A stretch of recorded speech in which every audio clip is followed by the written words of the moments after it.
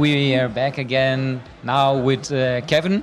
Kevin is an SAE student, or was an SAE student in Frankfurt.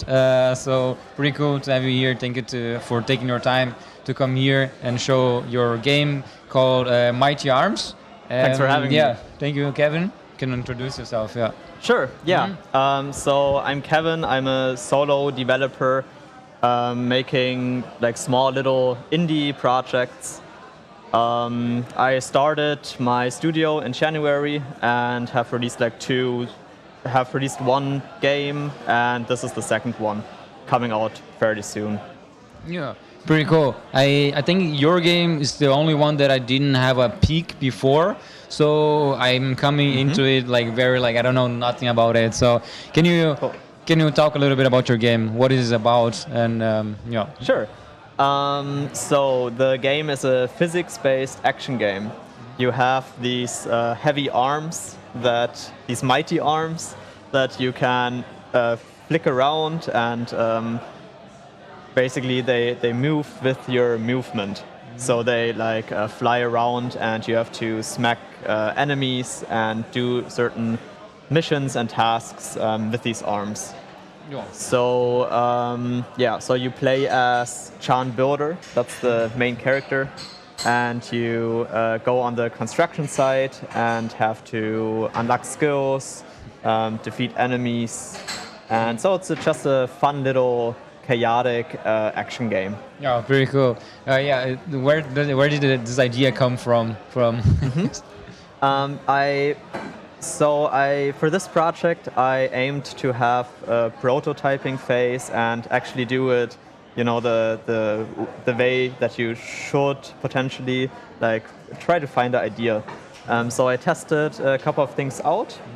I had help from a designer to think of ideas, and at some point he said, "Why don't we take Rayman and try to add physics-based movement with these hands that Rayman has." Yeah. So that's basically where we got this idea from. Wow, pretty cool, man. Do you want to get into the game and show us a little bit how is it looking like? Sure. What you can do? Cool. Sure. So the game is playable on keyboard and mouse and also on controller. So for conventions, I have this main menu trailer scene, but I'll just go into the game now. So Chan Builder is the main character, and your boss basically wakes you up from your break and says you need to get back to work. So wake up, test out how you move, and then go back on the construction site and start working again. Yeah. So here it starts, and if you have any questions, feel free to say anything. So it's a third-person game, as you can see, and when I move around with the left stick, the arms rotate. So it's just a funny little thing where you can. That's the core game idea, for it to rotate with you. So since it's very physics-based, you can punch stuff around like this. And to give the player a little bit more control, I added different skills and abilities that you have. So for example, the player can punch like this, cool. And then you can punch stuff and you have more control. So other than that, you can also jump, and that's the beginning move input and controls that you have. And how long have you been working on this project now? I have been working on this project since April, since the start of April. With my studio, I plan to have small little games and release a lot of small little games. Yeah. So I started in April, but I'm trying to release it already at the beginning of August. So it's a 4-month development time. Yeah. Which is good and a bad thing, because I release a lot of games, but it's difficult to get the scope right for the game, to see what I can manage in a short amount of time. So I have all these big plans at the beginning to add a lot of bosses and enemies and stuff like that always most of the time doesn't work. Yeah, so you have to scratch a lot of the things because you're like, oh yeah, I still have to release that. Yeah. So the plan always changes, but I think you have to always like iterate and see what you can do in the time that you have. Yeah. So I did a job and then I went back to my office to take a break again. And in here I can heal up if I go to this coffee machine and drink coffee, or I can go here and I'll have like different skills and stuff. So this is the skill shop where I can like buy, for example, a spin attack or like a stomp attack, stuff like that. Yeah, so that's the core loop. You basically do jobs and then you go back to the office and you do that back and forth. Pretty cool. And so right now you have, you said you started in April, right? Yes.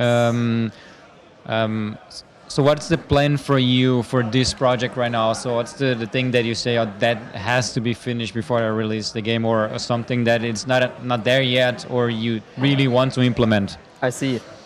So it's important to me to have like a ending to the game, basically, which makes sense, of course. So what I would like to have is one final boss fight, basically, where you fight the creator of the robots. Yeah. A convention like this is perfect to get feedback from people.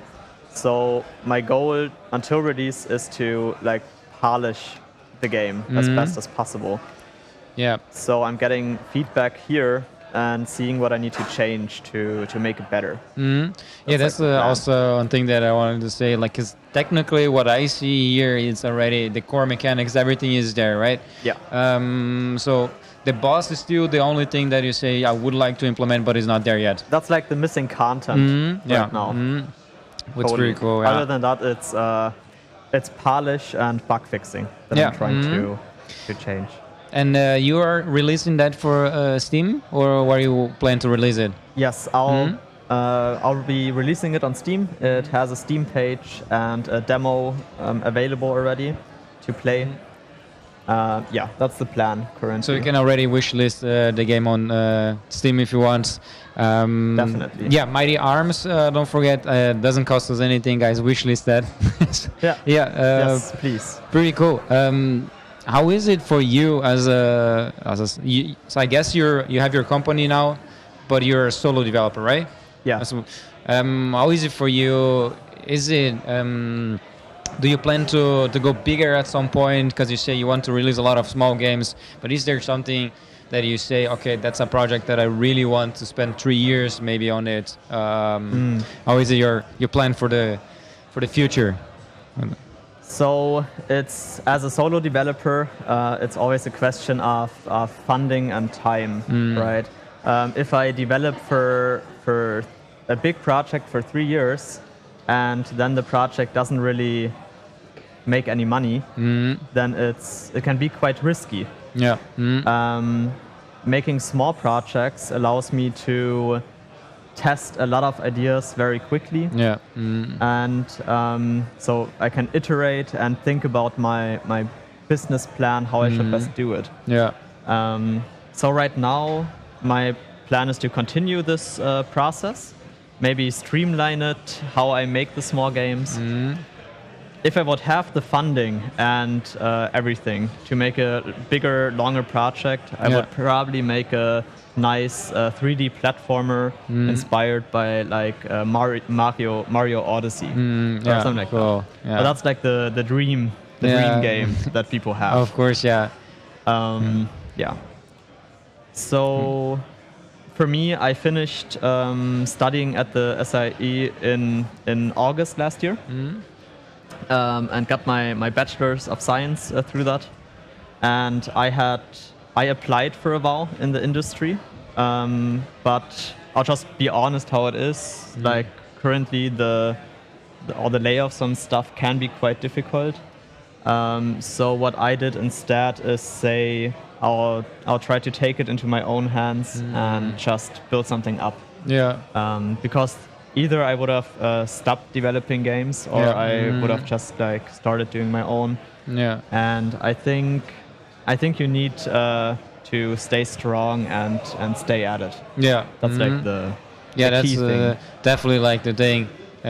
Staying at it and actually doing it. If you, of course, there's gonna be hard times, but I think also staying at it and just keep doing it is the way to go.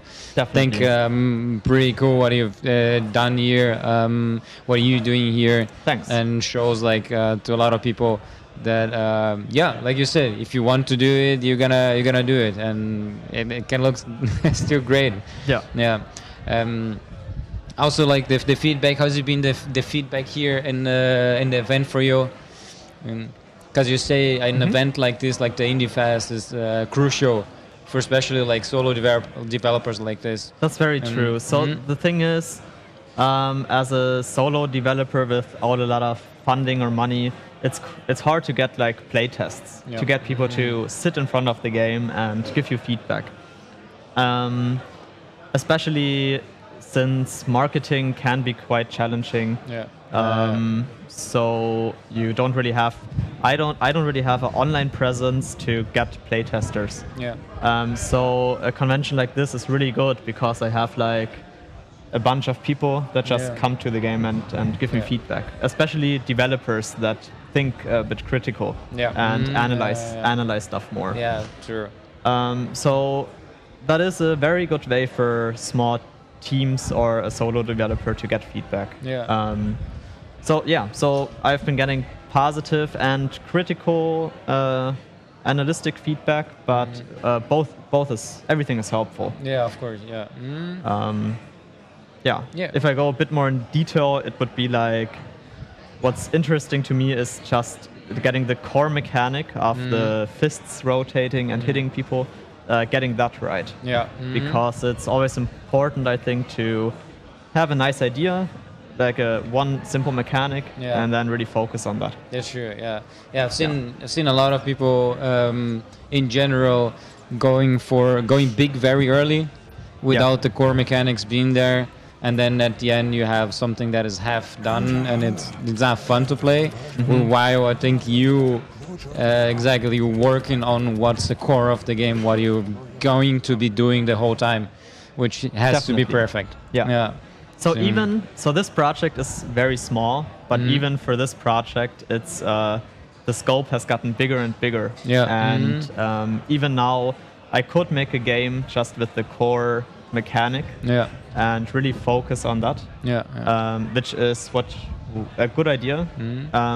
But as time goes on, I added like skills and stuff like that. And just like theoretically, I could even streamline the game more and add more scope, less scope.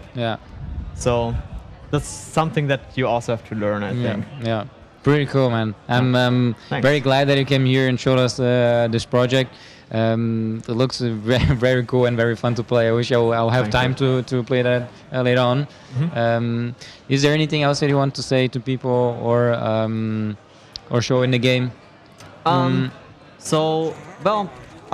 If you want to play it, you can just download the demo. So the version, on Steam, right? On Steam, the version that I have here right now. So I won't say too much more about the game. You can just test it out if you want. But I mean, as a small little studio, a wish list is always perfect. That's basically what an indie developer wants at the while developing. That's true. But other than that, thanks for having me and asking pretty questions. cool, man. Amazing. Really like to have you here. Thank you very much. Then. Thanks.